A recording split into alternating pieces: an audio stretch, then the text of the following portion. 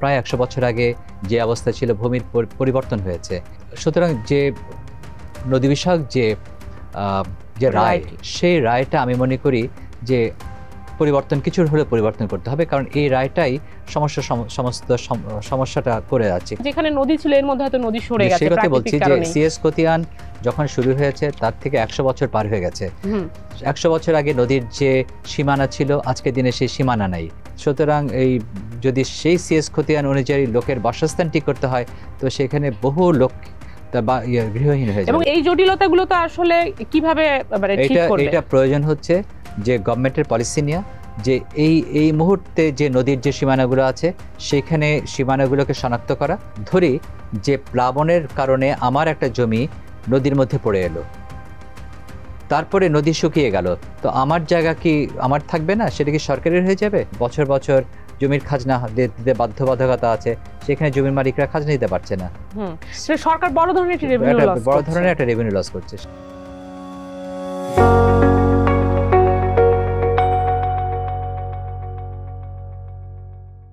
দর্শক, আপনাদের স্বাগত আমাদের টিভিএস বিজনেস লতে। আমি আপনাদের সাথে আছি জেবুন্নেসা আলো। আমরা আজকে আলোচনা করব জমি জমা সংক্রান্ত একটি জটিল বিষয় নিয়ে। আপনারা নিশ্চয়ই জানেন যে সারা দেশে আমরা যেটা জানি যে সিএস রেকর্ড যাদের নেই, যেই জমিগুলোর নেই, সেই জমিগুলোর এখন নামজারি হচ্ছে না। অর্থাৎ আপনি যদি ল্যান্ডটি ট্রান্সফার করতে চান, বিক্রি করে অন্যের নামে দিতে চান, তাহলে সেটি করতে দেয়া হচ্ছে না। গত 3 বছর ধরে এই নামজারি বন্ধ করে রাখা হয়েছে। এটি কেন করে রাখা হয়েছে এবং এতে সারা দেশে কি ধরনের ভোগান্তির তৈরি হয়েছে এবং ল্যান্ড নিয়ে কি ধরনের জটিলতা তৈরি হয়েছে, সেই বিষয়গুলো নিয়ে আজকে আমরা আলোচনা করব। আমাদের সঙ্গে আজকে আলোচনায় আছেন জ্যেষ্ঠ আইনজীবী আহসানুল করিম। আমরা তার কাছ থেকে জানবো যে এই যে সিএস রেকর্ড যাদের নেই, যাদের এসএ এবং আরএস রেকর্ড আছে, যারা গত 70 বছর ধরে সরকারকে ট্যাক্স দিয়ে এসছে, তার জমি হঠাৎ করে আপনি যখন ল্যান্ড ট্রান্সফার করা বন্ধ করে রাখেন, সেটা আসলে কতটা বৈধ এবং সেটা হিউম্যান রাইটস ভায়োলেশন কিনা, সেই বিষয়গুলো নিয়ে আমরা তার কাছ থেকে জানবো আইনের বেসিসে। আপনাকে ধন্যবাদ আমাদের স্টুডিওতে আসার জন্য। আপনাকে ধন্যবাদ। আমি যদি একটু দর্শকের জন্য বলে রাখি যে সিএস রেকর্ডটি করা হয়েছে জমির, সাধারণত আমরা এই পর্যন্ত দেখতে পাই যে 4টি রেকর্ড। এর মধ্যে সবচেয়ে শুরুর রেকর্ডটি ছিল সিএস, যেটি ব্রিটিশ আমলে 1988 সালে করা হয়েছে। এরপর এসএ রেকর্ড, যেটি 1956 সালে করা হয়েছে। এরপর এসেছে আরএস, যেটি এসএ রেকর্ডের 50 ইয়ার্স পরে এসে করা হয়েছে। এবং এই মুহূর্তে এখন চলছে এই সরকারের বিআরএস রেকর্ড, যেটি 1998 সালে শুরু হয়েছে এবং এটি এখনো চলমান রয়েছে। এখন সিএস রেকর্ড, যেটি 100 বছর পার হয়ে গেছে, 100 বছরের বেশি সময় আগে করা হয়েছে, তো সেইটাকে ধরে নদী সংরক্ষণের নামে তারা এই সিএস রেকর্ড যাদের নাই এখন, যারা এসএ এবং আরএস আছে, যারা 70 বছর ধরে সরকারকে ট্যাক্স দিয়ে তাদের তাদের সম্পত্তি, তাদের পৈতৃক সম্পত্তি ভোগ করে আসছে, আজকে হঠাৎ করে তারা দেখতে পান যে তাদের পৈতৃক সম্পত্তি এখন তারা বিক্রি করতে পারছে না, ট্রান্সফার করতে পারছে না। আমাদের কাছে এরকম অনেক কেস আছে, যারা অনেকেরই যাদের এরকম প্রপার্টি থাকে, যারা রাখেনি তাদের বৃদ্ধ বয়সে কোনো চিকিৎসা, কোনো বিপদের কারণে তারা তাদের প্রপার্টি বিক্রি করে দিবেন, সেটি তারা করতে পারছেন না। তাহলে তাদের এই যে বন্ধ করে রাখা হলো, তাদের ট্যাক্স কি তাদেরকে সরকার ফেরত দিবে, না কিসের বেসিস এটা রাখতে পারে? যেই হাইকোর্টের রায়টি তারা বলছে 2009 সালের ভূমি নদী সংরক্ষণ আইনের জন্য যেই একটি হিস্ট্রিক রায় হয়েছিল, সেটির বেসিসে তারা এটি করছে, কিন্তু সেটা আসলে কতটা যৌক্তিক? নদী বিষয়ক যে রায়টা আছে, সেই রায়টাকে আমার কাছে বোধগম্য আমার কাছে হয় না। এখানে রায়ে বলা আছে যে 2 ভাবে জরিপ করতে হবে। প্রথমত সিএস ম্যাপ অনুসারে জরিপ হবে, দ্বিতীয়ত আরএস ম্যাপ অনুসারে জরিপ হবে। এখন একই সাথে 2 জরিপ কিভাবে হবে? আর সিএস জরিপ যদি বলা হয়, সে তো প্রায় 100 বছর হতে চললো সেই জরিপ হয়েছে। আর সেখানে নদীর যে কোর্স সেটা পরিবর্তন হয়ে গেছে। যে নদী একেবারেই না, কারণ নদী পথ সবসময় পরিবর্তনশীল। আর ভূমি যে অবস্থায় প্রায় 100 বছর আগে যে অবস্থা ছিল, ভূমির পরিবর্তন হয়েছে। আর তাছাড়া এক সময় যখন একটা বিশাল চাঙ্কের একটা মালিক থাকতো, সেখান থেকে বাই ওয়ে অফ ইনহেরিটেন্স ভাগাভাগি হতে হতে হতে হতে আজকের দিনে যিনি জমির মালিক তার অংশ কমে এসছে। সুতরাং যে নদী বিষয়ক যে রায়, সেই রায়টা আমি মনে করি যে পরিবর্তন কিছু হলে পরিবর্তন করতে হবে, কারণ এই রায়টাই সমস্ত সমস্যাটা করে আছে। কিরকম, যদি বুঝি যে আরএস খতিয়ান অনুসারে এই জমির ডিমার্কেশনটা হবে, সেটা একটা যৌক্তিকতা আছে, কিন্তু যখন বলে দিচ্ছে সিএস এবং আরএস অনুসারে জরিপ হবে, তো জমি জরিপ হয়ে তারপরে কি হবে? আরএস কোথায়? আজ যে সিএস খতিয়ান অনুসারে যে নদীর যে গতিপথ ছিল, সেটা এখন সেখানে ঘরবাড়ি হয়ে গেছে, বাজার হয়ে গেছে, ঘন বসতিপূর্ণ এলাকা হয়ে গেছে। সেখান থেকে সরকার দীর্ঘদিন ধরে ট্যাক্স নিচ্ছে, সেখানকার মালিকানা আরএস মালিকানা, বা এর মধ্যে এসএ মালিকানা আরএস মালিকানা হয়ে গেছে। তো এখন সমস্যা হয়ে গেছে যে কিছুদিন পর পর এই এলাকার এই যে সিএস খতিয়ানের নাম আছে বা সিএস খতিয়ানের নদী আছে বলে, যেখানে নদী ওই জায়গার থেকে 10 কিলোমিটার দূরে, সেখান থেকে মানুষকে ইয়ে করে সরিয়ে দেওয়া হচ্ছে, তাদের স্থায়ী আবাসকে ভেঙে দেওয়া হচ্ছে। তো এ তো একটা অত্যাচারের মতো অবস্থায় চলে যাচ্ছে। কিছুদিন আগে আমার কাছে মামলা নিয়ে এসেছিল, যেখানে সাভারের জমি, যেখানে নদী তাদের কথা অনুযায়ী প্রায় 10 কিলোমিটার দূরে, কিন্তু সিএস খতিয়ান কেউ চোখে দেখেনি। বলছে যে ডিসির অফিস থেকে সিএস খতিয়ান অনুসারে ওদের যে জায়গা আছে সেখান থেকে তাদেরকে গুড়িয়ে দেওয়া হচ্ছে বাড়িঘর, এবং বলা হচ্ছে সেখানে সিএস খতিয়ানের নদী আছে, অথচ নদী সেখান থেকে নদীর দূরত্ব প্রায় 10 কিলোমিটার, 12 কিলোমিটার, কখনো 15 কিলোমিটার। তো সেখানে বাজার হয়ে গেছে, ঘনবসতিপূর্ণ জায়গা হয়ে গেছে, সেখানে দীর্ঘদিন ধরে ল্যান্ড ট্যাক্স দিয়ে দিচ্ছে। তো সেখানে এবং আরএস এর রেকর্ডের মালিকানা আছে। তো সেরকম একটা অবস্থায় যখন সিএস খতিয়ানের নাম করে যখন উচ্ছেদ করে দেওয়া হয়, সেটা মর্মান্তিক। আমি একটুখানি আমার কারেকশন দেই। আমি যেটা বলেছিলাম সিএসটা হয়েছে 1988 নয়, এটি 1888 সালে, এবং এটি 1940 সাল পর্যন্ত, মানে 40 বছর ধরে এই সিএস রেকর্ডের ওই ম্যাপটি করা হয়। তার মানে এর মধ্যে কিন্তু নদী অনেক পরিবর্তন হয়ে গেছে। অর্থাৎ যখন এটি শুরু হয়, তখন হয়তো যেখানে নদী ছিল এর মধ্যে হয়তো নদী সরে গেছে প্রাকৃতিক কারণে। সিএস খতিয়ান যখন শুরু হয়েছে তার থেকে 100 বছর পার হয়ে গেছে। 100 বছর আগে নদীর যে সীমানা ছিল, আজকের দিনে সেই সীমানা নাই। সেই যেখানে 100 বছর আগে নদী ছিল যে প্রান্তে, সেখান থেকে সরে সরে আজকে হয়তো বা তার 15-20 কিলোমিটার দূরে নদী হয়ে গেছে। কিন্তু সিএস অনুসারে যদি জরিপ করতে হয়, তবে তো সেখানে নদী দেখাবে। আর এখানে ইতিমধ্যেই বাংলাদেশে ছোট দেশ, লোক সংখ্যা বেশি, সুতরাং যদি সেই সিএস খতিয়ান অনুযায়ী লোকের বাসস্থান ঠিক করতে হয়, তো সেখানে বহু লোক গৃহহীন হয়ে যাবে। এবং এখানে তো আরো যে সিএস এর সময় যেখানে নদী ছিল না, সেখানে আজকে অনেক জায়গায় নদী চলে এসেছে, আমরা দেখেছি নদী চলে এসেছে। তাহলে তাকে কি আপনি নদীটি দিবেন? সে সিএস এর রেকর্ড আছে, কিন্তু এখন তার নদী, তো সে এখন কিন্তু নদীর জায়গা সে পাচ্ছে না, কারণ যখন নদী হয়ে গেল, পানি যখন প্রবাহ হয়, নদীর আইন অনুযায়ী সেটা সরকারি খাস হয়ে গেল। তো এই জটিলতাগুলো তো আসলে কিভাবে ঠিক করবে? এটা প্রয়োজন হচ্ছে যে গভর্নমেন্টের পলিসি নিয়ে, যে এই মুহূর্তে যে নদীর যে সীমানাগুলো আছে, সেখানে সীমানাগুলোকে শনাক্ত করা, এবং সেই শনাক্ত করে যদি মনে করে সরকার যে তার আধা কিলোমিটার পর্যন্ত কোনো মানব বসতি হবে না, কলকারখানা হবে না, বাজারঘাট হবে না, কোনো স্থাপনা হবে না, সেরকম বা 1 কিলোমিটার যাই বলে না কেন, আজকের দিনে জরিপ করে সেখানে পিলার গেড়ে এখন সেই ডিমার্কেশনটা আজকের দিনের অবস্থার পরিপ্রেক্ষিতে করা হোক। তবে মানুষের সেই ক্ষেত্রে যে সমস্যার সৃষ্টি হচ্ছে, হ্যারাসমেন্ট সৃষ্টি হচ্ছে, তার থেকে অন্তত নিরসন হবে।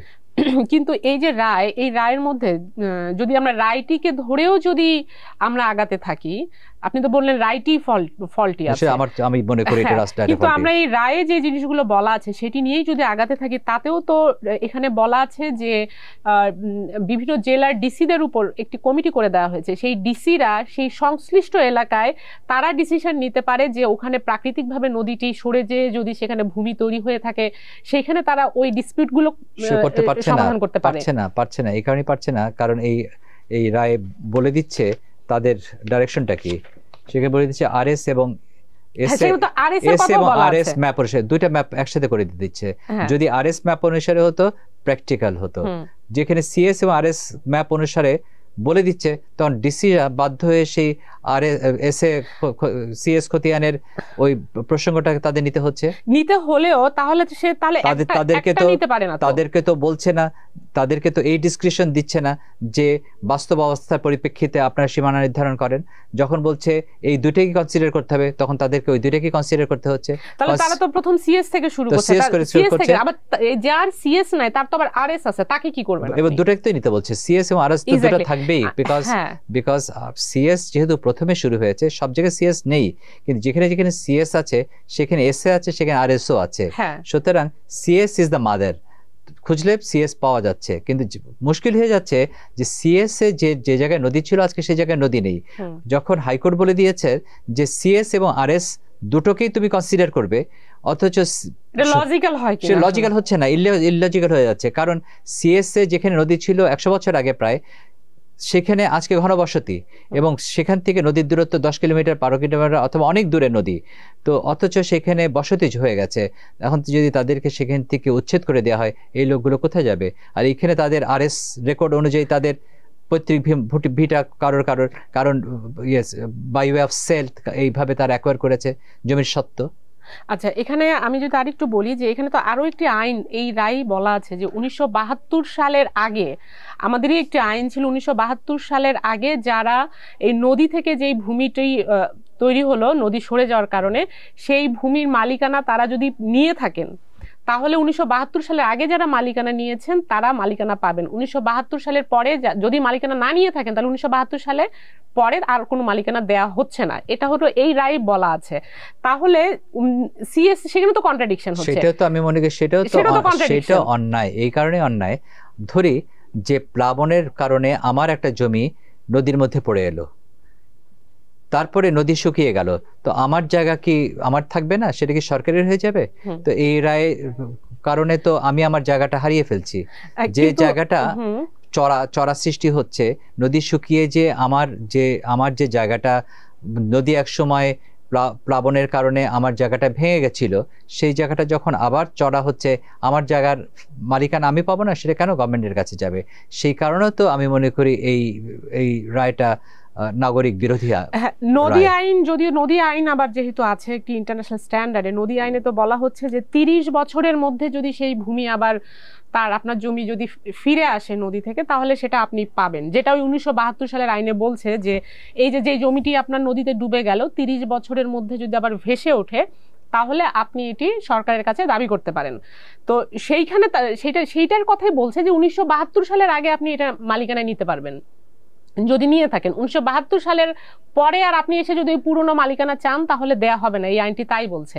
আমি বলছি সেই আইন ধরেও তো এই সিএস অনুযায়ী তাহলে তো তারা এই নামজারি বন্ধ করতে পারে না, এটি একটি ব্যাপার। এবার যদি আমরা আসি, এই দ্বিতীয়ত হচ্ছে যে এখন আপনি বললেন যে এগুলো কেনাবেচা করতে পারছে না, কেনাবেচা করা মানে হচ্ছে না করতে পারা মানে হচ্ছে সেখানে খাজনা দেওয়া বন্ধ। তো সেক্ষেত্রে তো রাজস্ব খাতেও তো ঘাটতি হচ্ছে, যেখানে প্রতি বছর জমির খাজনা দিতে বাধ্যবাধকতা আছে, সেখানে জমির মালিকরা খাজনা দিতে পারছে না। সরকার বড় ধরনের একটা রেভিনিউ লস করছে, সেটাও এবং এটা কোনো সলিউশন নাই। তার কোনো সলিউশন না দিয়ে যে 3 বছর, এই 2009 সালের পর কিন্তু আমরা দেখি গত 3 বছর ধরে এটি ইমপ্লিমেন্টেশন তারা করছে। তো তাতে আমরা দেখতে পাচ্ছি যে ধরেন যে 70-80 বছর ধরে সরকারকে ট্যাক্স দিয়ে আসছে, যেমন আমি যার এসে খতিয়ান আছে যেটা 1956 সালে করা, তো সে তো 70 বছর ধরে ট্যাক্স দিয়ে এসছে, তাহলে এই ট্যাক্স কি সরকার তাকে ফেরত দিবে? বা ফেরত দিবে কি দিবে না, কিভাবে তার সলিউশন হবে? সেটিও তো সলিউশন না করে আপনি এক সরকারের রেভিনিউ লস করছেন, আবার তার কি হিউম্যান রাইটস ভায়োলেশন হচ্ছে কিনা? হ্যাঁ হচ্ছে, বিকজ আপনি যখন একজন ব্যক্তির জমি দখল করে নিচ্ছেন, তখন right two property is a fundamental right, article 42 of the constitution. তো সেই অধিকার থেকে আপনি তাকে বঞ্চিত করছেন। তো এটার আসলে সমাধান কি? এটা সমাধান হচ্ছে যে এটা ঠিক যে আমাদের দেশে যে নদীগুলো আছে সেগুলো দিয়ে আমাদের বাঁচাতে হবে। কারণ জল যে নির্দিষ্ট পরিমাণ যদি পানির সম্পদ বাংলাদেশে না থাকে, তবে গাছপালা হবে না, আমাদের পানির লেভেল নিচে চলে গেলে আমরা ইকোলজিক্যালি আমরা সমস্যায় পড়ব, প্রাকৃতিক দুর্যোগ সৃষ্টি হবে, আমাদের ক্লাইমেট নষ্ট হবে, সবই ঠিক আছে।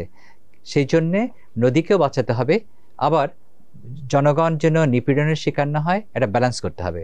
তাই আজকে নদীগুলোকে সত্যি সত্যি আইডেন্টিফাই করতে হবে 100 বছর আগের এই খতিয়ান দেখে না, আজকে কি অবস্থা নদী আছে সেই পরিপ্রেক্ষিতে করতে হবে। যে আরএস খতিয়ান যখন 77 সালে হয়েছে, সেই আরএস খতিয়ানের থেকে আজকে পর্যন্ত যে সময়টা পার হয়ে গেছে, নদীর কোর্সও হয়তো বা 77 থেকে আজ পর্যন্ত প্রায় 40 বছর পার হয়ে গেছে। তো সেখানে তো হয়তো বা নদী নেই। সেই জন্যে প্রয়োজন হচ্ছে আজকের দিনে এসে আমরা যদি শুরু করি, নদীটা কোথায় আছে সেখান থেকে একটা নির্দিষ্ট স্থান পর্যন্ত বসবাসকে প্রভিডেন্ট করতে হবে।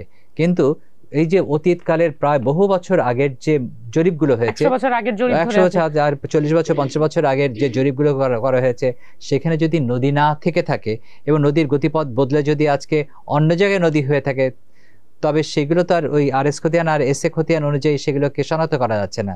তাই প্র্যাকটিক্যালি সেগুলোকে, নদীর গতিপথগুলোকে পর্যবেক্ষণ করে, নতুন করে জরিপ করে, সেখানে পিলার করে কতদূর পর্যন্ত জনবসতি হবে না সেগুলোকে ডিমার্কেট করা বাঞ্ছনীয়। তাতে করে আমাদের যারা জনগণ আছে, যারা এই দীর্ঘদিন ধরে এখানে প্রায় 100 বছর 50 বছর 60 বছর ধরে যেখানে বসবাস করছে, তাদেরকে যেন উচ্ছেদ না করে সেই ব্যাপারটাকে এনশিওর করতে হবে সরকারকে। আর এই রায়ের মধ্যে বলা আছে ডিসিদেরকেও একটি কিন্তু পাওয়ার দেয়া আছে। ডিসির পাওয়ার তো থাকবে, কারণ সেটা কি আসলে সেটা তারা কোনো ভূমিকা রাখতে পারে? হ্যাঁ, ডিসিদের কাছেই নতুন করে এই জাজমেন্টের আলোকে না, গভর্নমেন্টের এখন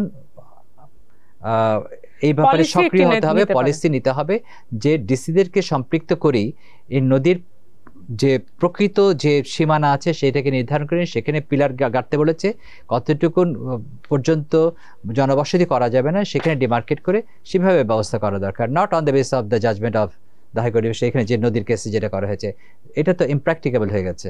ওকে, ধন্যবাদ আপনাকে আমাদেরকে সময় দেওয়ার জন্য। ধন্যবাদ। দর্শক, আপনারা দেখলেন যে আসলে এটি আমরা যেটা জেনেছি, সারা দেশেই অসংখ্য হাজার হাজার মানুষ এখন ভূমিহীন হওয়ার আশঙ্কা করছে এই সরকারের এই উদ্যোগের কারণে, যে যাদের সিএস রেকর্ড নেই তাদেরকে আর জমি ট্রান্সফার করতে দেওয়া হচ্ছে না। এখানে দুইভাবেই, এক ভূমিহীন তৈরি হচ্ছে, অন্যদিকে সরকার তার রেভিনিউ লস করছে। সরকার যে রেভিনিউ লস করছে সেটিও কিন্তু আমরা এই যে উদ্যোগটি যখন গ্রহণ করা হলো, যে নামজারি বন্ধ করে দেওয়া হলো, তখন কিন্তু এটিও চিন্তা করা হলো না যে এটি কতদিনের পার্সপেক্টিভে করা হবে, কিভাবে এটা সলিউশন করা হবে। এই বিষয়গুলো এভাবেই ঝুলে আছে। তো এটি ছিল আজকে আলোচনার বিষয়। দর্শক, আমাদের সঙ্গে থাকবার জন্য আপনাদেরকে ধন্যবাদ, এবং আমাদের প্রোগ্রামটি যদি ভালো লাগে তাহলে লাইক দিবেন, শেয়ার করবেন।